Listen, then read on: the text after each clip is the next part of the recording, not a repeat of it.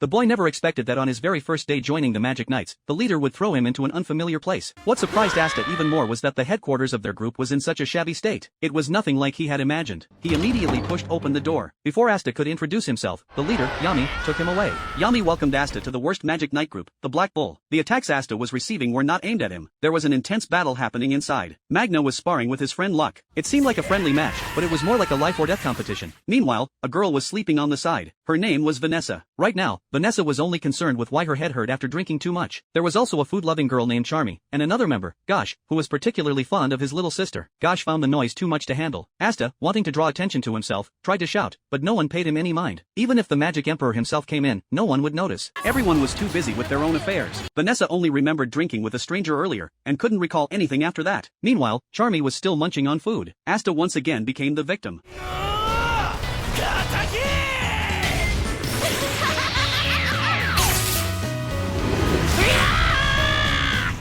It wasn't until then that everyone noticed the leader had arrived. They all rushed towards Yami, showing a level of enthusiasm Asta had never seen before. And this group of somewhat mentally unstable people was almost single-handedly holding up the entire Clover Kingdom. Yami thought they were all too loud, so everyone knelt to apologize to him. Yami mentioned that he had brought a new member. At this point, Asta found himself under the foot of Yami's assistant. When the Sword of Magic Breaker met Asta's physically trained body, even without magic power, Asta could still rely on his devilishly trained body, along with his extraordinary eyesight and instant explosive power, to easily cut through magic and defeat his opponents. During Asta's first internal assessment at the Black Bull, Magna launched a violent fireball of death, which made Asta feel terror for the first time. It was an instinctive judgment from his brain. The fireball moved so fast that Asta couldn't even see it clearly. His intuition told him that even if he struck it accurately, the power of the fireball wouldn't dissipate, and he would be consumed by the remaining shockwaves. At that moment, Asta had no idea what to do, but he would never give up. He still wanted to try. After years of training, Asta's body would automatically defend itself when danger came. It was Asta's persistence that allowed him to block the fireball.